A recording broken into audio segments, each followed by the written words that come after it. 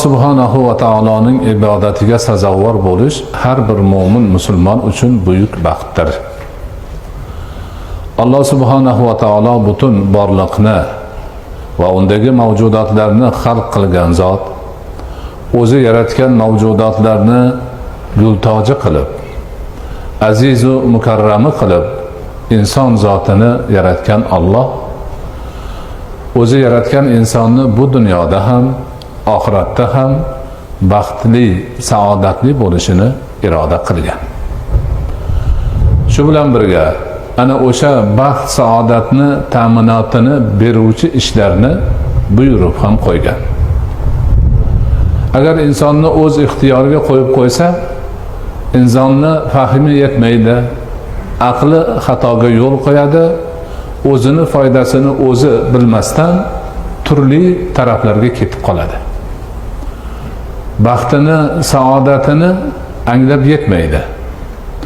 Baxti, saodatini, ta'minotini beruvchi ishlarni o'zi topib qilish imkoni yo'qdir.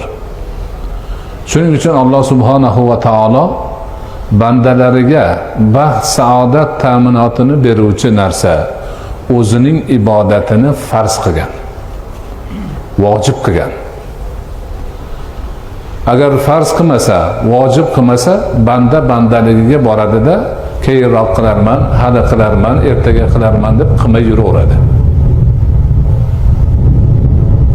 Bu ibodat farz. Qilmasang gunohkor bo'lasan, do'zaxga tushasan. Qilsang baxtli bo'lasan, jannatga tushasan desa, ana shunda inson sezadi. Ana shunda ibodatga o'zini uradi. Ana Alloh subhanahu va taolo siz bilan biz bandalariga turli ibodatlarni farz qilishi, vojib qilishini hikmati shu. Ibodatlarni faqat bir xil bo'lmasdan, turli bo'lishini hikmati doim bir xil bo'lsa odam zerikadi. Shuning uchun Alloh o'ziga yaqinlashish vositasi bo'lgan, baxt topish, saodat topish vositasi bo'lgan ilohiy ibodatlarni siz bilan biz bandalariga turli tuman qilib qo'ydi. Uni ustiga haligi aytganimizdek farz qildi, vojib qildi.